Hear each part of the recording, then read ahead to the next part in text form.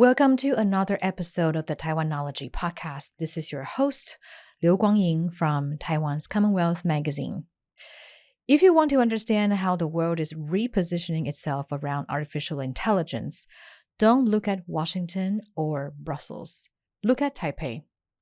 This year, Semicon Taiwan, the island's biggest semiconductor trade show, arguably the world's largest show of such kind, is hosting a record 18 national pavilions. Countries you wouldn't necessarily expect to see, including Mexico, Sweden, Finland, alongside the US, Japan, and the EU, are all sending delegations. That's not a trade show story, but it's a story about how central Taiwan has become a technology race that touches everything from AI data centers to national security strategy.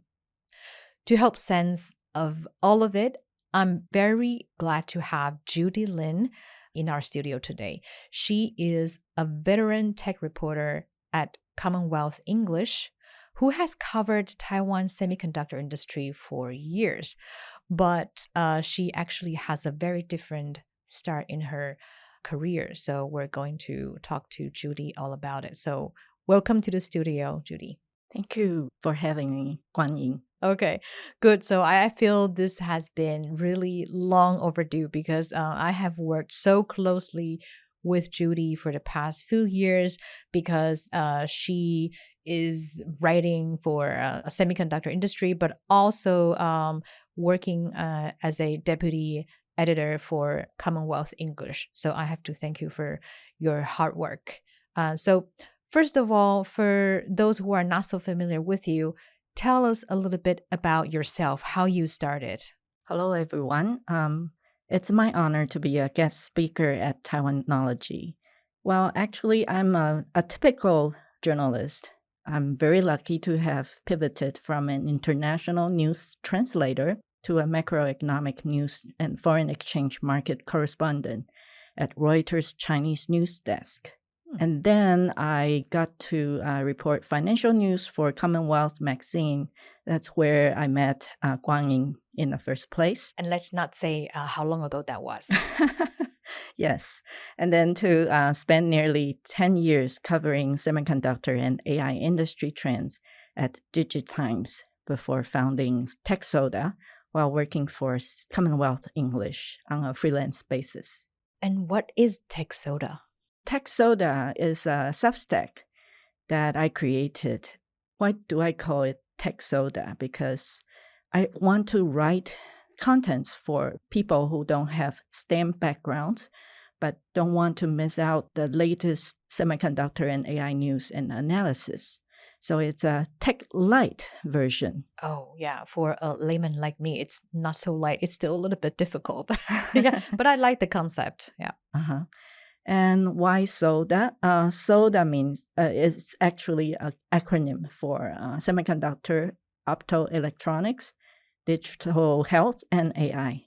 And so since semiconductor is the core enabler of the other three, so I want to focus for my reporting themes. That's why I put SODA together.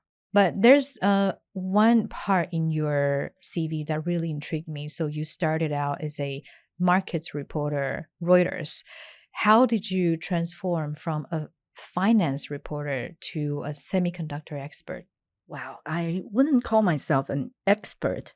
I'm only a journalist and have the opportunity to learn about the fascinating industry. And then I do reports with industry experts. The more I learn about the industry, the more I know I need to study hard to accumulate the domain knowledge and keep up with the fast-pacing technology advancements. So thankfully, people in the industry are nice and willing to teach me. Good. And let's dive right in to today's subject, which is Semicon. What can you tell us about Semicon? What is it? Well, Semicon actually started 30 years ago. Exactly 30 years ago, right? Yes, in 1996. And it was founded by SEMI, the international industry association that represents the semiconductor manufacturing ecosystem. And the events bring together chip manufacturers, equipment suppliers, material companies, design firms, packaging and testing providers, even startups, researchers, and government agencies. So it is the most important commercial event for the semiconductor industry. There are different regional chapters, for example, besides Semicon Taiwan. There are also Semicon China, Semicon Southeast Asia, Semicon India, as well as Semicon West, which is hosted in the west coast of America. So in short, Semicon is emerging as the most important semiconductor-related expo, not only in Taiwan, but in the world. So it's the longest running and it's growing bigger and bigger. Especially we are seeing an unprecedented 18 national pavilions from 18 different countries, which is a record. Why are there so much international interest for this year's Semicon? Well, since Taiwan has become the center of semiconductor manufacturing, and then AI is the hot topic nowadays. So even the big shots like NVIDIA's Jensen Huang and also AMD's Lisa Su came to Taiwan for Semicon over the past few years. Are they coming this year? I don't think so. Probably okay. not. Right. But this year, many countries wanted to have their national pavilions here because they want to be seen. According to the representatives in the press conference, they said that they wanted more people to know that they are willing to support and they have the capability to support the ecosystem of Taiwanese supply chain there. Okay. Can you give a few examples of the notable newcomers in Semicon? The newcomers, spans Catalonia and Mexico's Chihuahua, as well as Finland, are attending the show for the first time in history. Right. So we're just talking about regions in the country. So why not Spain, but Catalonia? That beats me. I don't know either. Yeah. Okay. So we all know that Catalonia wants to be independent. So are you saying that Catalonia is trying to portray itself as a good destination for semiconductor manufacturing or research? Well, I think that must have something to do with packaging because right now TSMC is having this new fab in Dresden, Germany. Right. And the countries around those areas wanted to contribute something Right. there.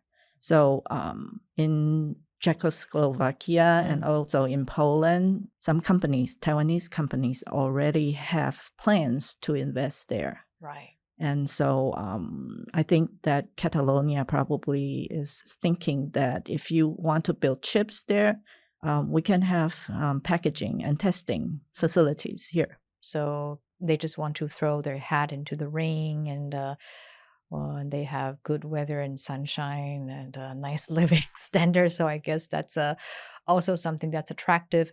And also Chihuahua in Mexico. Why? What's the catch here? Well, Chihuahua is a province or a state in Mexico that is very close to New Mexico as well as So the U.S. border. Yes, and Texas. So already there are several Taiwanese companies setting up factories there to assemble PCs.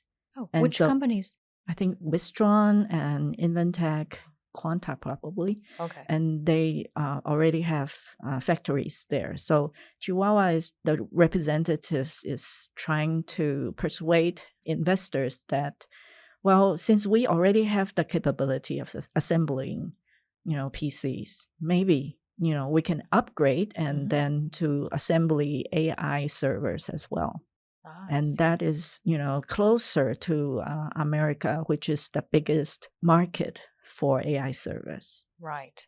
So I think this interest signals the importance of Semicon Taiwan this year.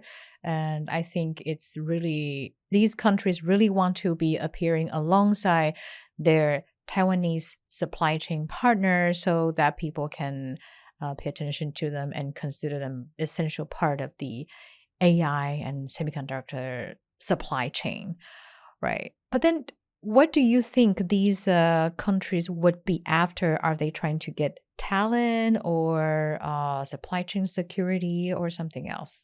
Well, I think I noticed that they are bringing silicon photonics, quantum, power management materials, analog IC design, and advanced packaging capability to showcase here. They repeatedly mentioned that those are their strengths and they are complementary to what the Taiwanese companies have. So, for example, 40% of UK delegation are related to photonics, which is quite surprising. And I also see some innovative metrology and analog chip design automation startups from Canada, and heat dissipation solution and quantum startups from other countries as well.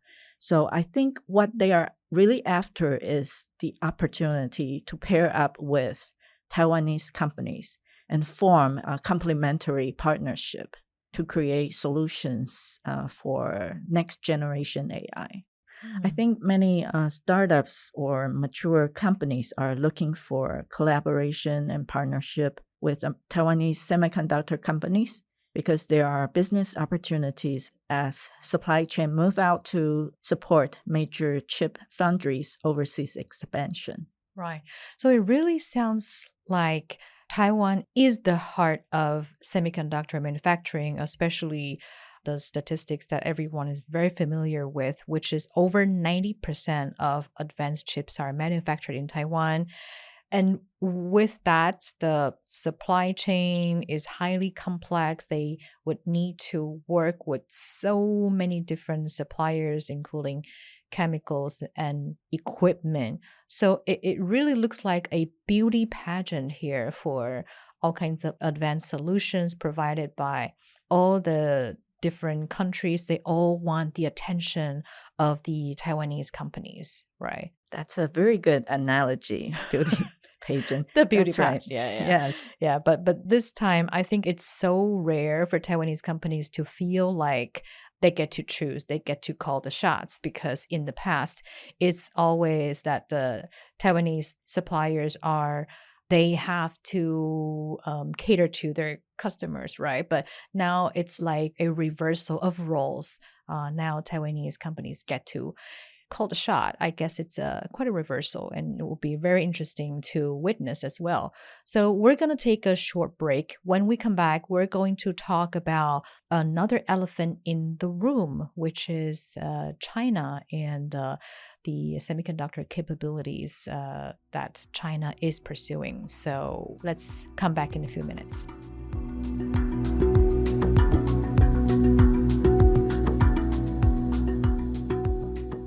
Welcome back to the Taiwanology podcast. This is your host, Kwangyin Liu. And in our studio today is the veteran reporter, Judy Lin, the founder of Tech Soda. We were just talking about how important the international lineup for this year's Semicon is, that there are going to be 18 national pavilions. But what's interesting is that China is not one of the national pavilion. So how do you think this dynamic shape the urgency you're seeing in Semicon Taiwan? Is that something that's very much on people's mind? Yes, I think many countries want chip resilience and AI sovereignty because they are very worried that China might invade Taiwan. And since now more than 90% of the advanced chips and AI servers are all made in Taiwan, they wanted to have a share of that cake as well. So many countries are trying to persuade Taiwanese companies that they should set up production sites and build industrial clusters in their country. And like I said before, they want to forge partnership with Taiwanese companies who are complementary to their strength. That is to say that manufacturing is not their strength, but they have R&D capability. They have the material or equipment that can compensate the weakness of Taiwanese companies. Right. So China has used policy subsidies and non-market measures to help Chinese companies thrive. They would justify it, but it is an undeniable truth that such unfair competition is bankrupting foreign competitors. And we have seen that price-cutting Red Sea tactic in TFT LCD panels, solar cells, and EVs and batteries. So I would have more worries in legacy chips instead of DUVs. Okay. Mature node. Yes. The mature node chips are used in cars, in our refrigerators, in our flat panel TVs. And those are, part of our daily life. So, and because the export control prohibited China from getting EUVs, they focused on DUVs. So you can see over the past few years, China has become the main contributor to ASML's revenues, basically because they are aggressively buying up the DUVs to produce legacy chips. And they are getting better and better with the legacy node chips. For example, they are already making very good power management chips for automotives, as well as TFT LCD driver chips. So eventually, if they catch up in quality with those mature node chips, I'm afraid that they may flood the market. And because of that anticipation for mass production from China, the price of mature node chips have not been able to catch up with that of the advanced chips. So why do you think that there's so many countries and so many players in semiconductor industry around the world? Why do they want a presence inside Taiwan's supply chain? Well, because TSMC is the largest manufacturer for advanced chips, and it is now garnering more than 70% of sales from the global entire semiconductor market. So, of course, if you want to be a supplier for this industry, the first one you want to be working for is TSMC. Is the most important customer. That's right. And other customers like UMC, they are smaller, but they produce specialized chips for defense or for other applications as well. And that's why companies want to forge this partnership with Taiwanese supply chain. I think that for TSMC, since it is already building chips in Japan and also in Arizona, those foreign companies actually prefer being a supplier in those overseas sites rather than investing in Taiwan. Why is that? Well, I think the geopolitical tension is still one of the concerns. Okay. However, we also see companies investing in Taiwan as well, like Micron. They have expanded their capacity here in Taiwan, and also there are chemical material suppliers Like from Merck. Japan. Yeah. And Japanese companies and Merck from Germany. From Germany, that's right. They increased their investment in Taiwan as well, because the expansion here in Taiwan is really, truly amazing. Because I think CC Wei told us that this year they are building 13 fabs in Taiwan, or expanding production lines in 13 fabs. Wow. Yeah, so that's why they need those suppliers to cooperate with them. Right. CC Wei, again, the chairperson of TSMC. So how do we reconcile this contradiction? At the same time, we want to stress that Taiwan is important, but it's going to be possibly diluted if the supply chain spreads to other countries. Well, I think it's natural for foreign countries want to have a share of that cake, because they also need to boost their own economy as well as to create jobs in their own country. And right now, if we continue to expand in Taiwan, I think the power supply is another issue, right? So if Taiwanese companies want to expand overseas, I think it's very reasonable. But right now, I think we can explain why companies or foreign countries want to cluster closer to Taiwanese supply chain, whether it's here in Taiwan or overseas. It's the term called path dependency in science theory.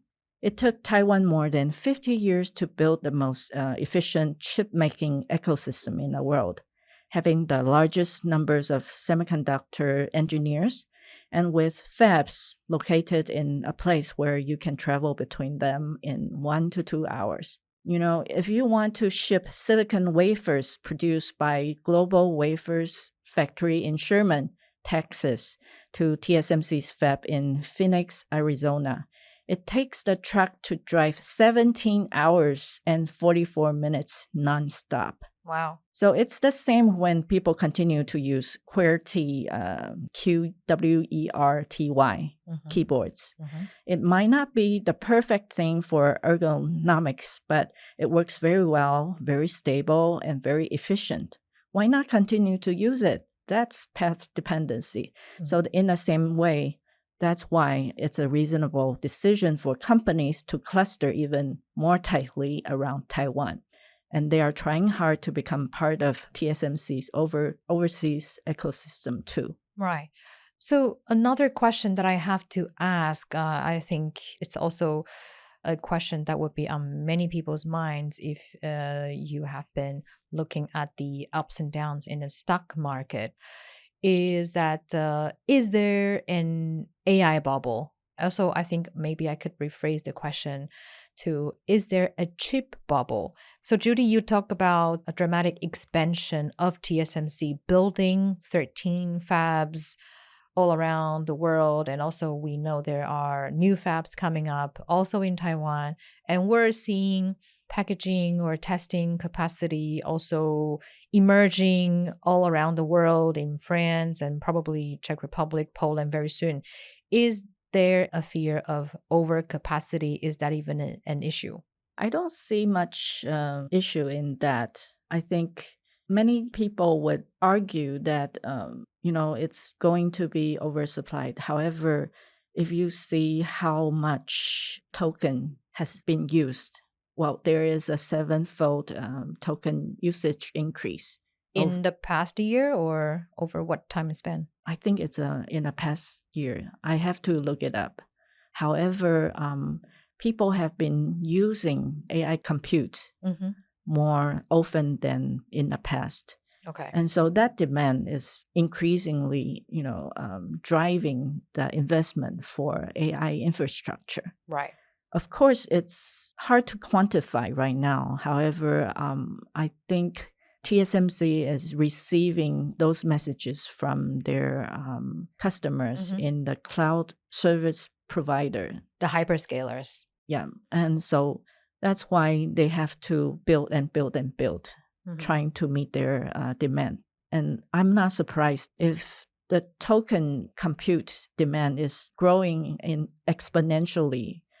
Probably that's why they really need to come up with chips so that there won't be any bottleneck to slow things down. Right. So as long as there is growing demand for AI compute, for tokens, so are there going to be growing demand for AI chips and semiconductors, right? So we can really count on the growing laziness of people around the world where we delegate our work to AI, right? So there will be consistent demand for advanced chips. Yes. Yeah.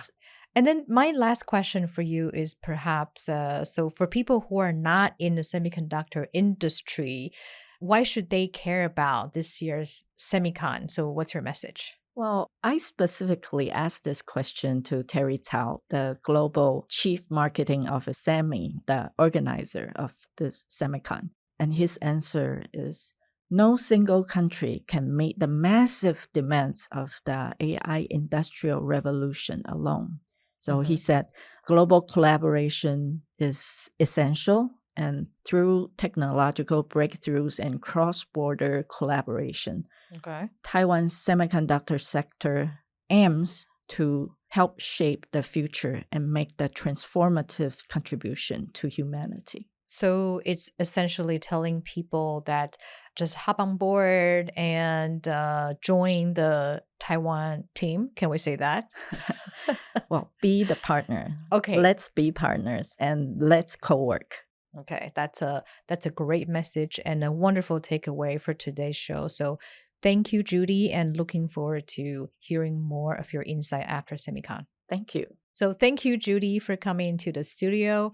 And please check in CommonWealth Magazine's English website. Also, Judy's Substack, Tech Soda, for more of her coverage on semiconductor industry. Thank you for listening to Taiwanology. Find Taiwanology wherever you get your podcast. Talk to you soon.